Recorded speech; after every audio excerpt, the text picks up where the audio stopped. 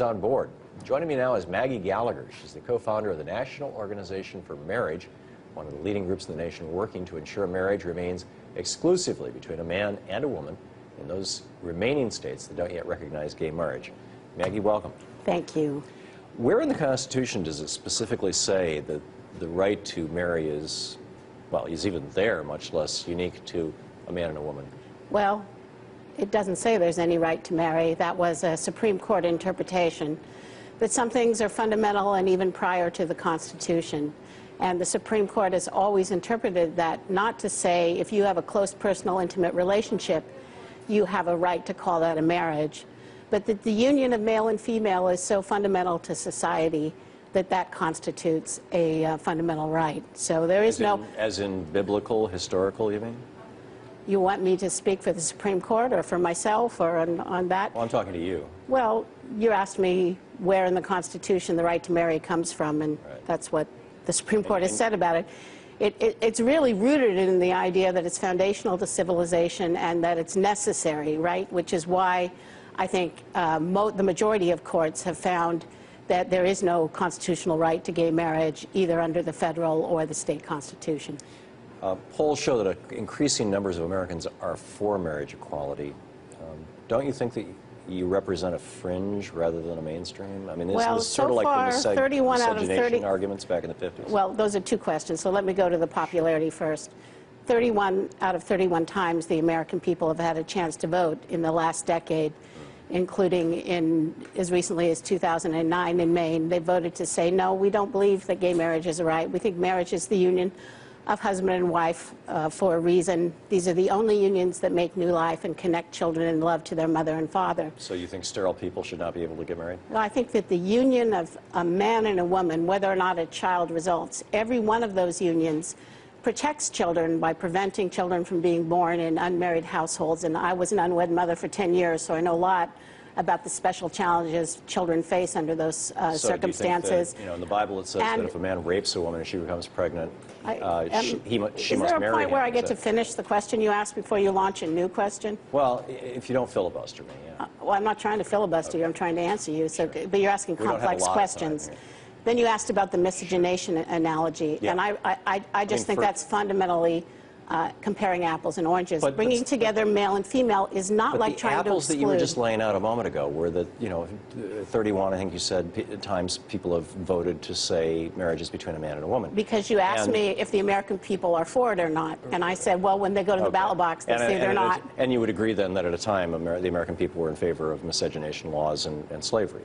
Well, I think that the 14th Amendment, I think marriage is right because it's good, and, you know, trying to keep interracial couples from marrying is about keeping two races separate so that one race can oppress the other, and that was bad. But bringing together male and female so children have mothers and fathers is good. So that, I mean, that's the fundamental problem. But frankly, the other problem is that the 14th Amendment was designed to prevent racial classifications, right?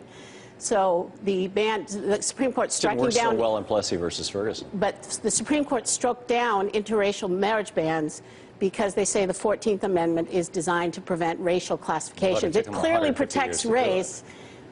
I'm sorry? It took them 150 years to do it. Yeah, and I hope it won't take 150 years to overturn Roe v. Wade.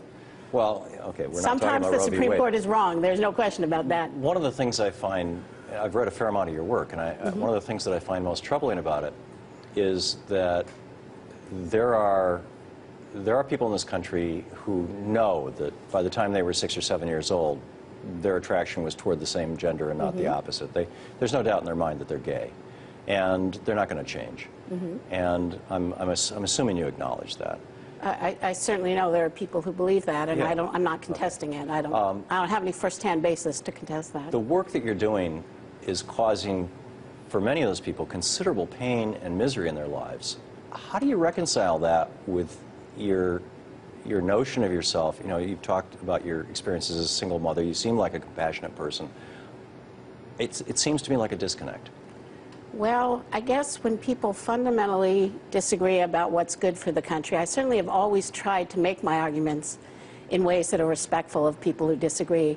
But if you come to me and say, well, the fact that you think marriage matters because children need a mom and a dad is deeply painful to me, all I can say is I'm sorry. That's well, not I'm not talking about your thinking. I'm talking about your activism. Well, I'm acting on it because I think it's really important, right? So when people say, well, that's causing me a lot of pain, all I can say is I'm really sorry. That's not my intention.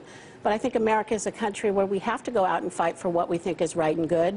And we have to do so in a way that I think demonstrates respect to others. And that's certainly what I've tried to do during my 8 years in the gay marriage fight. Even during a time when the most at-risk population for suicide right now is gay teens? I don't believe. I actually took the trouble to look at whether gay marriage reduces gay teen suicide rates. And I don't think that's going to turn out to be true. It's a matter of gay marriage. I think it's a matter of acceptance, don't you? Well, but I'm fighting about marriage. I'm not fighting to make gay teens not feel accepted. I think that there are many relationships that are valuable and loving. They're not all marriages. That but when biracial couples couldn't get married, biracial people dating certainly didn't feel equal. Okay, do you feel like the millions of Americans who go out there and vote and organize and fight for the idea that marriage means a husband and wife are responsible for gay teen suicide or not, because you're now shifting? You do. See, I think that that's not true. Yeah. And I think it's unfortunate. Not all, but I think some small percentage of them, yeah. Yeah, I really don't think that gay marriage is going to have a big impact on gay teen suicide. And I also think that there's a tendency when we're talking about a real social problem like teen suicide for the adults to just drag in whatever else they're fighting for anyway. And I really don't think, if that's our principal concern, that the answer should be we should stigmatize people who think marriage is the union of husband and wife. The Constitution, you mentioned the Supreme Court and the Constitution, and the opponents of gay marriage constantly throw out it's against religion as a reason. A lot of people do. It's not usually the way I talk about it, but okay, well, in that case, I do have a religion. I'm Roman Catholic. I can if you want. Well, I'm not punting it, but I'm just saying, you know, the idea that children need a mom and a dad crosses religions and Abraham married cultures. his sister, had a kid with his Did he have a right to do that?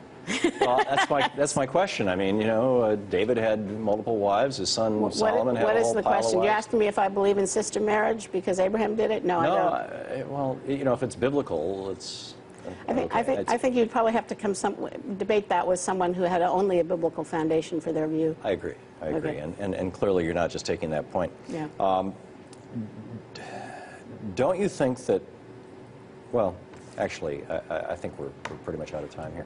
Maggie, I very much appreciate your coming by and having a rational conversation about this. I appreciate your inviting me, really. Thank you. Thank you so much. Nice to meet you.